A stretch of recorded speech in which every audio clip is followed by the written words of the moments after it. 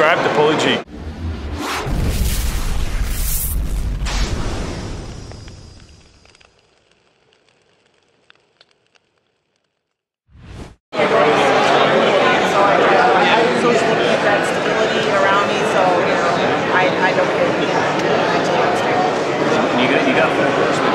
That, huh?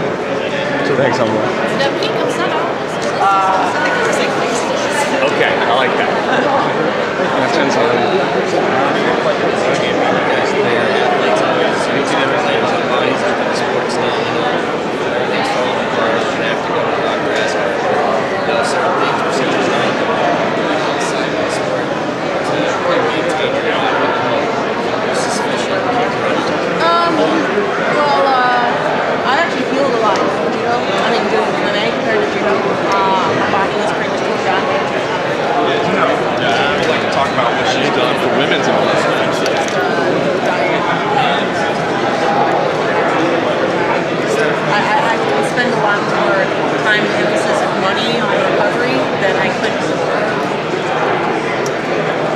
What does it mean to you to be able to represent your country in this fight, given that the U.S. just got taken out of the World Cup?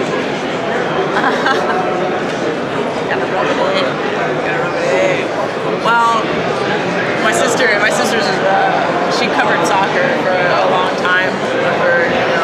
She's a sports writer, and she was like, I could have told you they weren't gonna make it to the next round. I could have saved you all that. I'm like, oh no, I don't hear it.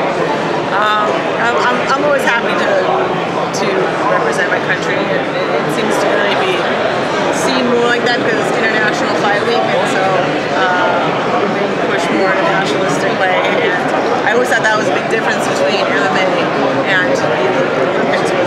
It's all about the country, and it's all about the individual. And I appreciate being part of International Fight Week and really being able to revisit that nationalistic view of fighting. Cool? We're all good? We're groovy? No, Ronda, could you hold up the mic just a little bit? Just like you. Up here. Alright, you said just a little bit. I know, I messed up. Sorry. Okay, just two general questions. The UFC is coming to Mexico in November. That's the first event. What do you say about the fact that MMA is finding its way into Mexico and Latin America and expanding?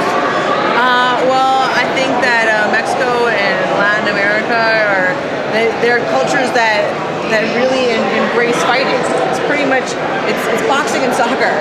That's really what it is. They love to fight and they love soccer. And it's like it just seems so natural that that's where the sport really belongs and really should be embraced. And Brazil was the first country where I ever saw judo on TV at Outback Steakhouse. I mean, it seems like it's the natural thing to really bring MMA over there, and I expect that it'll be extremely embraced by the culture. I mean, we have a Latin heavyweight champion, and when's the last time that happened in boxing or any other combat sport? And I think it's something that we really should capitalize upon. And coming from that culture, I appreciate fighting. Really, I couldn't appreciate fighting anymore, and I know that everybody else will given the chance.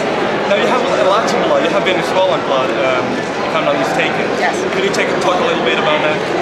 Well, my mom and her whole side of the family is Venezuelan, and my dad is half English, half Polish. So I'm more Venezuelan than anything else. And my sister Maria, she's half Venezuelan, half Irish, and she went to NYU on a National Hispanic Merit Scholarship and got an Emerging Hispanic Journalist of the Year award, and is very well known in that community for journalism. And I'm kind of feel really left out, and that when I was born, I suffered from hypoxia, and I had a lot of trouble learning language, and I barely got to learn English, and I hope to be able to make up for that later at some point.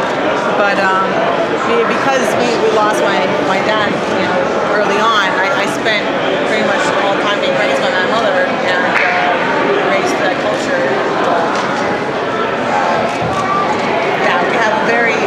We have very heated dinner debates with a lot of very strong, empowered Latin women.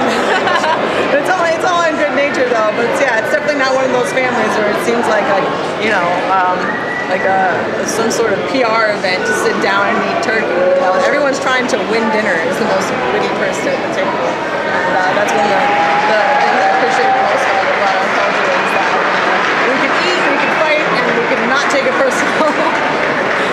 So if you could give me a greeting to the camera, I'm Ronda Rousey, UFC bantamweight champion, and you're watching the UFC Network.